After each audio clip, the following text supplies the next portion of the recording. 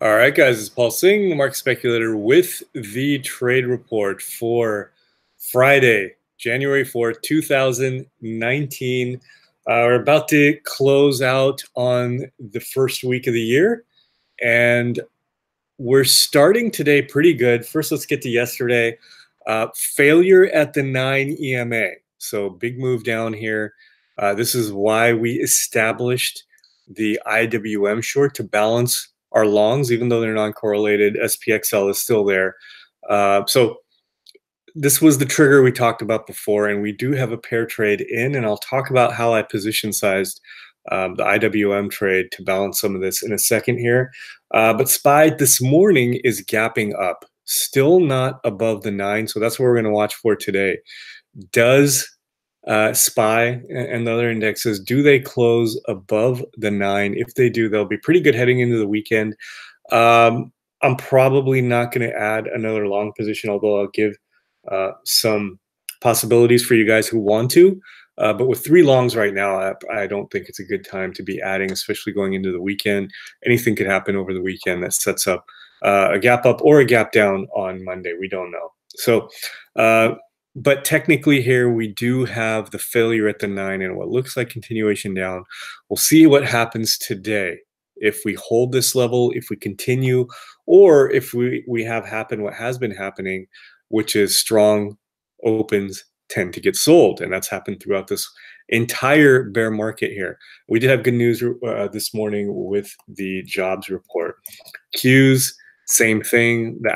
Basically the Apple stuff weighing heavily on the Qs here. And the Qs were down a big 3% yesterday.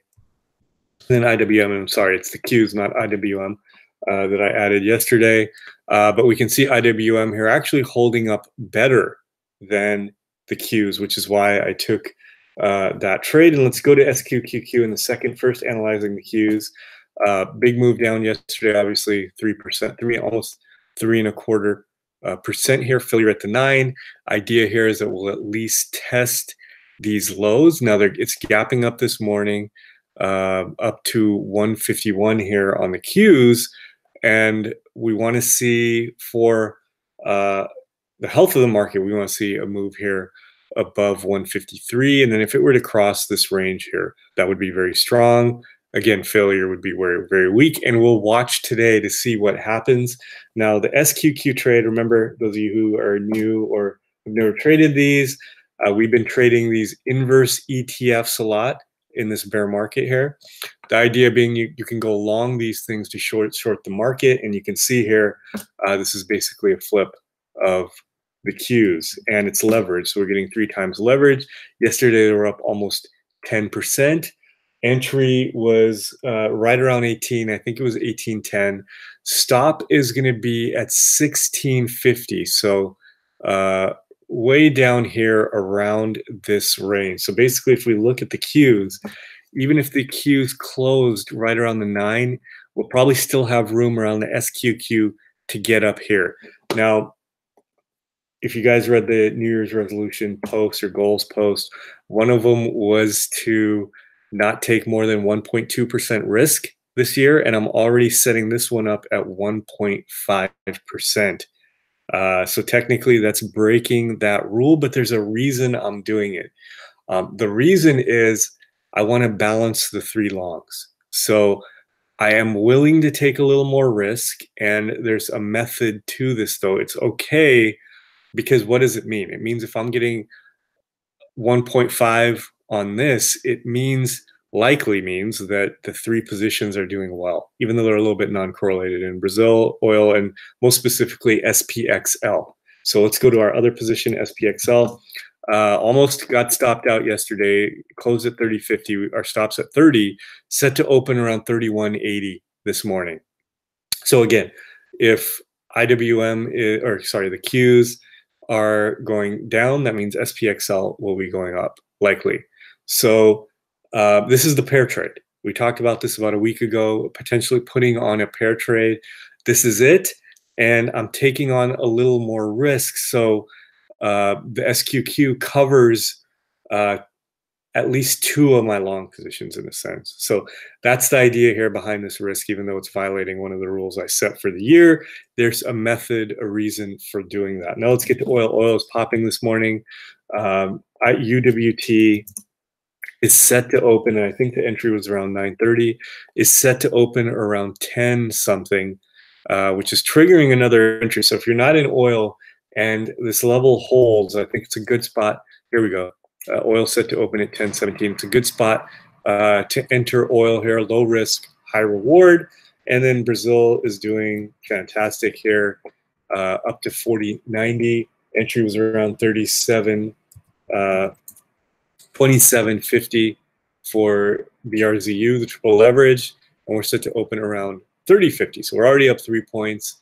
We're essentially already at 2-1, but we're going for the bigger win here, around 33.34. So everything's working out nicely except for SQQQ, and that's okay because if that's doing poorly, that means the other stuff is probably doing good.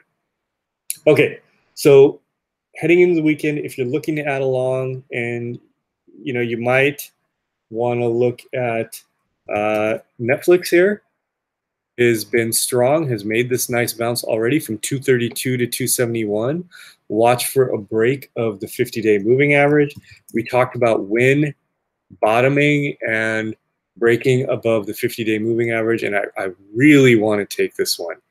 Even though I'm already in 3 longs, maybe I end up taking this. But if this closes above the 50-day moving average, we're set up for this W pattern breakout. And this thing, we could risk essentially 3 or 4 points and potentially get 20 or 30 on this. So this would be a huge risk reward. So I really like when energy stock starting to move. You could take ERX here, or take something like RIG or DO. And again, you got to use a little bit of a wide stop here. I would enter RIG maybe at 750, stop about a point, but this thing could run to 10. So essentially you could get 2.5 points for that 1 point of risk, maybe 80 cents of risk. DO, Roku has been showing some strength there, and we'll see if it closes above the 9. I think that we've got a really good risk reward. Basically, again, we're gaining about 10 points to risk 2 or 3 points. So there's a lot of good risk reward plays in this market right now. And then the software stocks, Team, if it gets back up over the 9, MDB, if it gets back up over its 9. Some of these got hit a little bit yesterday.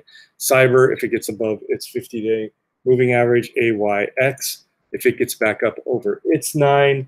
And then the metals plays, CLF, if it gets up over the 9, X gets up over the 9, and FCX, if it can get back up over the 9. So there's some potential long trades. Amazon also already above its 9, but has to deal with some overhead resistance, which is why I like Netflix a little better if it can cross its 50, which is going to open right at that level. One last thing. Tuesday, remember, guys, we have our mentorship session. So get your questions ready for Tuesday.